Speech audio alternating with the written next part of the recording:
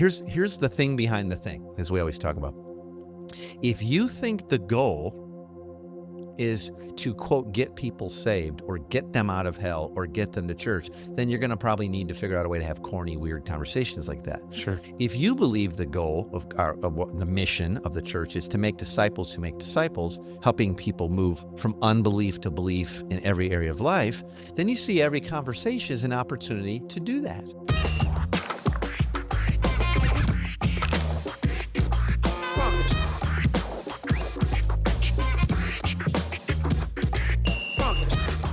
Welcome to the Everyday Disciple Podcast, where you'll learn how to live with greater intentionality and an integrated faith that naturally fits into every area of life. In other words, discipleship as a lifestyle. This is the stuff your parents, pastors, and seminary professors probably forgot to tell you. And now, here's your host, Caesar Kalinowski. Good afternoon, my friend. Good afternoon. What's happening, man? I'm doing great. Let me ask you something right out of the box here. Okay. Do you consider yourself a people person? Oh, yeah, I would say so. Do you think being a people person is dependent on being introverted or extroverted, or does that have nothing to do with it? I mean, I would think it's funny because my wife always says, like, you're such a people person. Uh-huh. And the neighbors across the street, like, you're such a people person. They never say that about my wife, but she's massive introvert, and I'm kind of the always outgoing. Gotcha. I think she cares about people, just doesn't show it as much as I do. I mean, if you walk by my house, I would say you are a people person. Yeah. I would say you are. I think I am too. Yeah, for generally. Sure. I had a neighbor of mine. I was talking about something, and I said, "Oh, this was funny. That somebody rang my doorbell a couple days ago." Okay. And by the time I got from my office to the front door, which is what, 3 feet? Yeah, Right? maybe. 2 feet. I looked out. There's nobody around, and I kind of even walked out on the porch, and I looked up and down the street, and I couldn't see anybody. I was like, "Oh, what the heck?" Laying there though is like a plastic shopping bag, Yeah. and it's tied in a knot. And I bring it in the house. I'm like, is that like dog poo or something being Yeah, funny? sure. And they threw it up on my porch or whatever. I open it up, and in it there's like two $10 and a $5 bill, but they're like micro. They're small. They're from like a game, Okay. right? And some coins, plastic coins. And then there's a handwritten note, clearly scribbled in pink marker by like maybe a 5-year-old. Okay. And it says, "Ha ha ha, have fun with your real money," and being trolled. Which is not what being trolled means. Yeah. It's just funny, That is right? funny. It's just being funny. And I was telling my neighbor about it. And I said, I found it hilarious. And I found it awesome that it's the second time we've gotten notes from kids like that. Yeah. That kids in the neighborhood, they think we're funny. It's funny. He goes, "Oh, people in the neighborhood love you guys. They just, Oh, that's cool, man. you guys have a great, So it was good to hear it. You know Yeah, what I mean? that's awesome. It was awesome to hear That's it. what you want. And we got trolled. So that's not what that means. You know who else has a great reputation? Canada. And speaking of Canada, we have a wonderful review from White019. I don't know what part of Canada, but White019 says, "I love this podcast, easy to understand, and a great motivator for what it means to live as disciples of Jesus." Oh, well, thanks, White Zero. Yeah, I'm wondering if that's a Air snow 5. reference. Internet Air 5 to you. Yeah, have fun in Canada. Hey, man, today we're talking about how to move everyday discussions and the normalness of life into spiritual conversations. And this topic's been asked by many of our listeners, but my buddy Tony actually specifically brought this to our attention the other day. He asked us to do a show on how to make this move just kind of more natural, right? Like, it's a good topic, I think, for us to dive into. People get all stuck on it. They get all freaked out. Yeah. They're like, how do I don't know. I never, and here's the truth. Most people don't really have spiritual discussions. I think the enemy has completely duped most of the capital C church in the world to think nobody wants to talk about that. I have It's just found not the true. exact opposite to be true. Yeah. Everywhere. Now, that was kind of what was a little bit behind my, "Are you a people person?" question at the Okay. front end, It's because some people think, it has everything to do with that. It's like, no. I have found universally, and there again, having worked in dozens of countries and I don't know how many cities, Sure. people are very actually open to spiritual discussions, but we're so freaked out by it. And people say, "Well, yeah, but I tried this." And it's like, no, you tried hammering somebody with a pre-canned presentation about some historical facts about a guy who died on a cross and why, if they don't get in line, they're going to burn in hell. And they sniffed it out, and they're Yeah. not interested. You Yeah. felt rejected. Yeah. And Yeah. so you go, they're not interested in spiritual things. It's like, I think those are two different things. Not in that No one's crap. looking to be ambushed by the non-gospel gospel, right? Yeah. And so I think I think that it is a key topic to discuss because we don't know how to do it. How do Yeah. you normally, in a conversation, actually get to, and I'm going to say spiritual conversations, but some people say, well, how do you get to presenting the gospel, or how do you get to a point of decision with someone? Those are all points on a continuum, by Sure. the way. Getting to a spiritual conversation, piece of cake. That's Yeah. just happening, I think, because we're spiritual beings. Sure. All things are spiritual. They really are. Yep. If you understand how God's made the world and made us, we're not fleshly beings with a spirit. We're spiritual beings that have been given a body. So getting to spiritual discussions is very, very normative. Now, where we take those those conversations and how other people perceive them, well, that's another It's part maybe of a little bit different. that's a yeah. different, and we'll go there too. Yeah, we'll So- go there too. One of the things that I've heard, and I've actually used them myself, if I'm being honest, is every excuse under the sun from people to keep from moving normal lifestyle relationships, like you're talking about, into the spiritual conversations. Like, man, I just missed that opportunity, or, we were having a good conversation. It just didn't fit right. It didn't feel right to me. Like, Yeah, we were talking about, the Seahawks and missing that touchdown. And I just thought I should invite that dude to church right now. the ultimate touchdown was the cross, or something like that. Well, that's what we've been taught, though. We've Yeah. been taught these weird, hokey sort of transitions. I've shared this story before, okay, from someone I love and respect like crazy. But when I was a young man, I've shared this before, I was being taught how to witness, how to Okay. evangelize. And I was taken to a mall, to a shoe store by my mentor, me and another young guy, maybe a couple of us.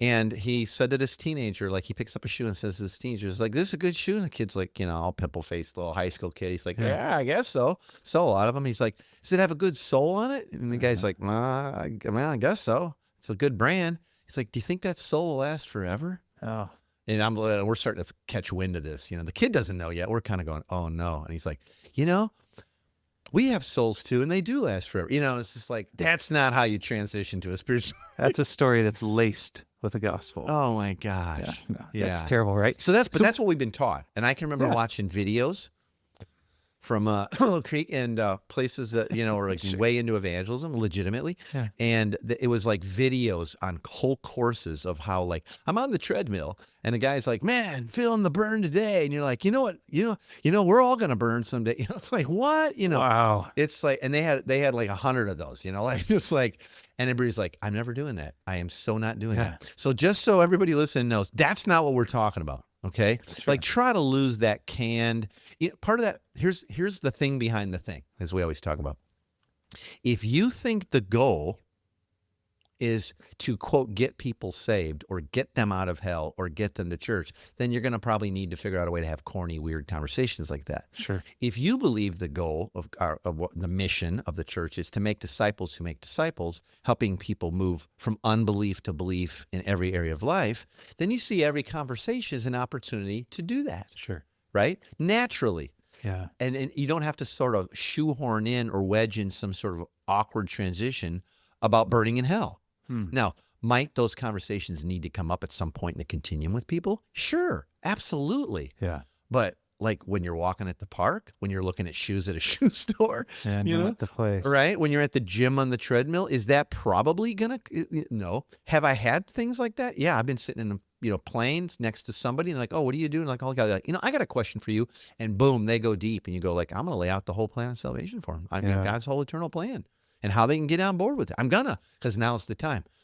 That's really not what this is about either. We're talking about how do you go, in normal relationships with people, believers or not yet believers, by Sure. the way, and how do you start to have a spiritual conversation or address an issue that is a spiritual issue or there's sin involved? How do you begin to do that? That's what I'm kind of interested in talking about, I think, today. So it sounds like what you're saying is the thing behind the thing here is that we don't really even understand what the goal of spiritual conversations Why would are. I want to even have one? Well, Yeah. You're supposed to. You got to get people to church. You got to get them saved. They're all going to burn. It's right? not an all agenda. that guilty, weird stuff. Yeah, that's right. And I think that even if we start to get to the point of going, no, I know that's not the goal, or that's way down the line. Sure. People don't know how. They've only heard a gospel that's like a set of facts about sin and hell and our afterlife. And they really just don't have, we've used the term before, they don't have a great gospel fluency. In other words, the ability to speak and experience the good news into everything, Sure. into every area of life. Just like, hey, it's an amazing day. Is there a gospel connected to that? Yeah, God's the creator of the universe, and He's created good things for us to love and enjoy. Can we talk about that? Yeah, there's a way to talk about Yeah, that. without Yeah, there being sure weird. is. Now, Sure. I can remember back, okay, when that was me too. I didn't understand the goal. I was taught like you got to get everybody, you got to get them to church. That's the goal. Got to get them to church, and the pastor's going to preach to them. It's like, and so the only way to sort of have a conversation was like some weird like, how do I get into hell? How do I get into the state of prayer? How do right? Sure. And so like I think back to like, when I was a young Christian and I was a young parent, so that kind of sort of coincided, right? And we're trying to live out a biblical faith. We're reading the book, Tina and I, and we were thinking like it's got to move beyond just Sunday and going to church and getting people to church. And I was looking at my kids starting to, they're now growing up a little bit in age, and I wanted to raise them with a faith that it was every day. It wasn't just like we go to church and then they kind of live like everybody else, pretty much, right? But like throw in a little weekly church service now and then, maybe a mission trip in the summers or something like that. And I wanted to be able to speak to others and transition into the gospel but into normal life, not just like, we're gonna talk about the gospel. I guess I got one way to go. Let's talk about hell, wherever. And I wanted my kids and my wife and my close friends at church and all that, and even the lost neighbors. I want them to understand that the gospel was about today, about everyday life. Okay, Right. So, but here's the problem: everybody I knew was pretty much living a Sunday experience of their Christianity. I didn't know anybody who didn't, and I didn't know that many people whose focus was on the kingdom is now. Sure. It was all afterlife focused. And so I really wasn't able to speak to others and transition into conversation and help my loved ones experience the good news in everyday life, Sure. much less show them that Jesus was real and relevant. He was this dude who lived a long time ago and he died. And don't you feel horrible about that and all that? So anyway, now to make things worse, I started feeling horrible and a lot of pressure to be evangelizing my friends because that's what I was taught, right? And I got to get them to church. And it even got worse when I became a pastor. Can you imagine? Like, you have to be. Like, if you're a pastor and you're not inviting everybody to church, if you're not taking every opportunity, like at the checkout window, you want fries with that? No. But do you want salvation with that? Like you have to take every, And I just felt so much pressure. And, and even when I tried to share my faith or transition things to spiritual conversations, they were always that canned sort of like turn the corner, get them to say the prayer kind of thing. I was often rejected by it. People said that doesn't sound like good news to me, or that's your truth or whatever. And Tina and the kids were slowly kind of coming under the weight of trying to measure up to some sort of unspoken, but, real standard of, who are you talking to about Jesus? How often you sharing your faith? You handing out those tracts we gave you? You getting everybody to church? And but I'm reading the book, I'm reading the Bible, and I'm feeling like we must be missing something here. Yeah. We got to be missing something here. So it had to be bigger than that. It had to be bigger than that. And that's when, and I've talked about it briefly, we started realizing there was these shifts in focus. We had to start going, wait a minute, is my focus in a spiritual conversation, is it evangelism or is it discipleship? Just for instance, one thing. People say, well, it's evangelism. Well, is it discipleship? What did Jesus do first? What did Jesus focus on? He saw them and said, come and follow me. Do life with me. Yeah. He didn't say, sit down, let me explain a bunch of stuff. Once you agree, I'm going to lead lots you in of a little teachings, a lot of teaching. Once you agree, I'm going to lead you in a prayer.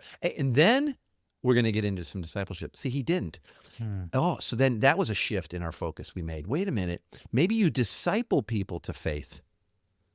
Maybe and when we said discipleship is a process of moving from unbelief to belief, maybe that's the goal. And maybe if you're helping to move from unbelief in the gospel to belief in the gospel in every area of life, maybe that's evangelism. Yeah. So wait a minute, maybe the way discipleship and evangelism fit together is different than I thought.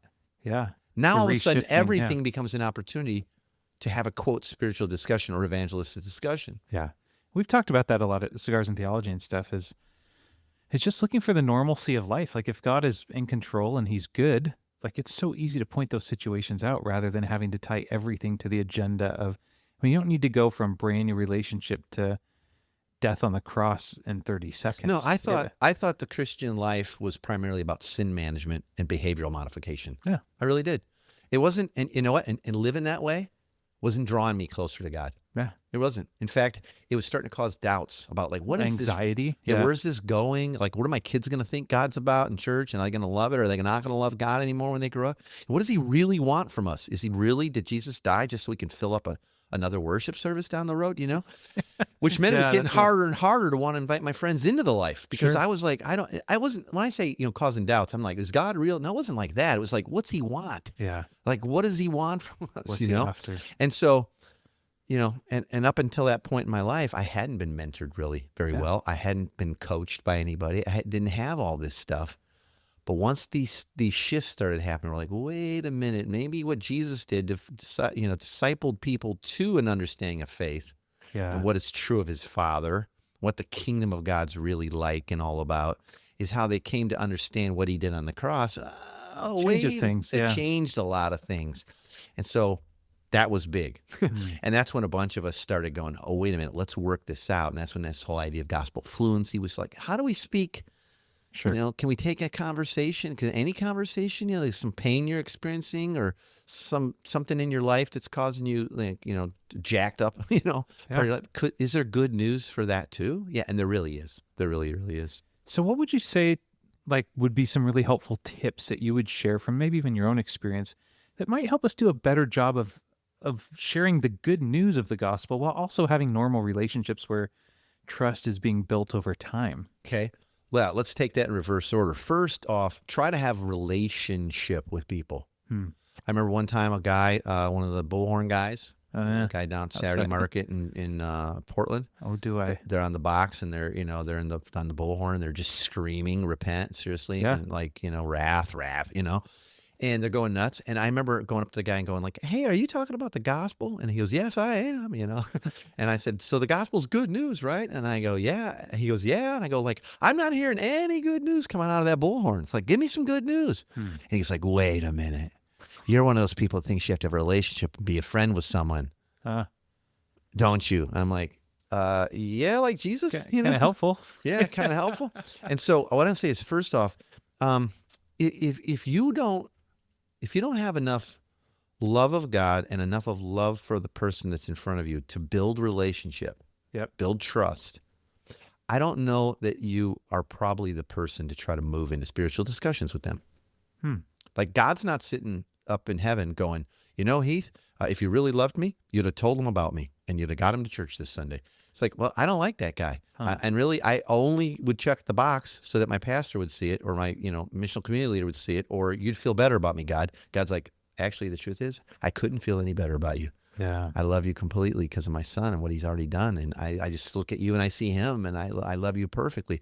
And so unless you're willing to have a relationship with people and you have that kind of love with them, I'd say maybe you're not ready to have spiritual discussions with them or try to transition to anything. That's first. Now, what are some tips? We talk about the thing behind the thing a lot and the 4 questions. Remember we talked about the 4 questions in our podcast on Cigar and Theology? What's our format for that? And so we talked about the 4 questions that allow us to see the thing behind the thing in every issue or topic. First question is, who is God and what's he like in light of that? So right away, if I'm in a normal conversation about anything and someone generally, here's a tip, look for what people are complaining about. Okay. Or stoked about, just excited about. But someone's complaining about something. Oh, my boss, man, my freaking boss, he this and that and this and that. And there's no way I'm ever going to get, a promotion with this guy at the helm, It's like, okay, so what do we know to be true about God in light of that? Well, God's a provider. God created you. He created your boss. Like now I'm thinking something different instead of going like, how do I transition from the guy hates his job to like, I got to come to church on Sunday and say this prayer. It's like, but wait a minute. What's true about God in light of your boss and work and how you have the ability to work and where true provision comes from? Okay, second question. What's true about God? What's he done that's proved that? God's a provider. God, we see his provision from Genesis all the way up through the whole, the whole book is just full of God looking out for his people, right? Yeah. For people, period.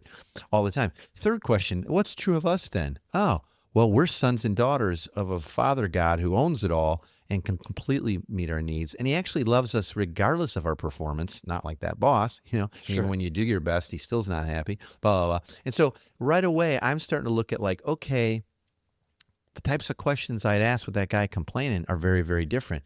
Now, I might not say to a non-believer, so what do we know to be true about God in light of, your boss being a jerk? But I might say like, why does your boss not understanding or valuing your work, why does it bug you so much? Sure. Well, because if I'm ever going to get a raise or a promotion out of this, which is never going to happen with this beep boop guy, Right. that's never going to happen. So let me ask you, are you finding your value and like self-worth based on what this guy thinks of you? See where it starts to Often it change? is, yeah. Now, is that a spiritual discussion we're starting to have? Sure. Yeah, it sure is. I don't know. I mean, I guess I do. I mean, I don't really care what this guy thinks. He's a, jazz jackwagon, I don't care what he thinks. Well, all right, problem solved? Yeah. Well, no, because what he thinks has everything to do with what, if I'm going to make, my living or get a raise or whatever. Oh, so you don't like the fact that this guy holds your income in his control. Yep. What if, in fact, he doesn't? Yeah. What if, brother, I've got, I'm a believer, I'm a Christian, and I believe that God created me and you, and he's our ultimate kind of provider for everything. What if he's actually way bigger than all that, and he even can take care of us, even with jerky bosses? That'd be awesome, yeah. See, and what guided those thoughts and kind of questions that I'd ask was thinking through, well, what's God like? What's true of him? What's he done to prove it? What's true of this guy, even if he doesn't know it? Yeah. How would he get to live if he believed it? Yep. He'd get to live free regardless of the boss, quit hating the boss. Changes. Maybe even if he changed his job, he's like, right? And so that's you got to start looking at what's the thing behind the thing. So look for what people are complaining about or what they're stoked about. And it kind of works the same way. And I think the pressure's off too. One of the things that our buddy Hugh Halter talks about is kind of like the 5-year plan. And we've discussed this a little bit. Like if you're trying to go to 0 to the cross in 30 seconds. Well, you might get to the cross, but they might not go, I don't believe any of that. Yeah. It's repulsive. Yeah. It's like, no, just takes 5 years. Right? It's trust. foolishness to those who are perishing. Yeah. So back in episode 538, which if you haven't listened to, it's about the introvert-extrovert conversation. We talked about introverts. That's a popular episode. People flip out on that, They love it. I've been hiding behind my introversion for years, and you just toppled it over. You just kicked that idol. You're welcome. Yeah. Do you think that excuses, or I would say they're excuses because I'm not in an interview, but do you think like comments like, well, I'm not a people person, or I'm not the massive introvert that you are, do you think those people are excluded from Jesus's command to make disciples, or well, let me think. or do you think that it's going to look a bit different for people that are there introverts you when go. it comes to discipleship? There you go. Well, so we've talked about it before. Introversion and extroversion has to do with how we recharge, not how we love people. Yeah. Or what kind of types of conversation we'll have. Now, often because of a false understanding of introversion and cultural acceptance to kind of hide behind it as like, I'm an introvert, so that's why I don't talk to anybody, and I'm not going to talk. I go to parties. I don't want to be in a missional community. I just, it's me and God and the Word. That's just all that. And I'll bring a guy to church. Let the pastor tell him about it. But that's I'm not doing it. Yeah, I'm not doing it. Well, we've made that acceptable. It's not. There's nothing. You never see it in Scripture where God, Jesus says, "Go and make disciples," unless you're not a people person. Extroverts. Yeah, right. I don't. So yeah, I think. But if you were raised and allowed to kind of hide behind that false no, if you're an introvert, then just make sure you recharge your battery well before you go to a party. Get some alone time, get charged up. Just like on the opposite side, if you're an extrovert, maybe you need to get some words out before you go to a party, so you're not just burning everybody's ear off and everybody's like, this guy, it's all about him, me monster, right? Yeah. But if you were used to hiding behind that introversion, then you might feel like, well, because I was an introvert, I don't talk to people. I have a lot of fear of man. I got a lot of love of self. And so I really don't have the skills. I want to say that you're not excused from it, but God also knows that, and he loves you. And so he wants you to understand what's the truth about him and what he's done, and how that speaks into your identity and others. Sure. And I think God wants us all to be able to, as spiritual beings, to be able to speak about the good news in absolutely every area of life. I really think he does. And there again, how you begin to transition that, start with relationship. Yep. Start by being a good listener, right? Listen. Yeah, listen for where people are living in unbelief of what's true about God and what's true of them.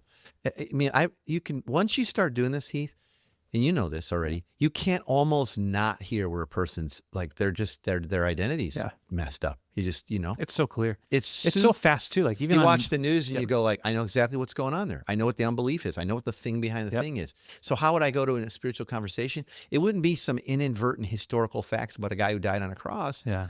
It would be speaking good news and truth into the specific thing behind the thing. Why is that guy losing his mind over that? Why is she Moving going him off the rails on it? from unbelief to belief in every area of life, right? Exactly. Yeah. Exactly. Hey, let's jump onto the big three for this week. And those big three takeaways are the three kind of things, if you could get nothing else out of this episode, that we'd want you to walk away with right now.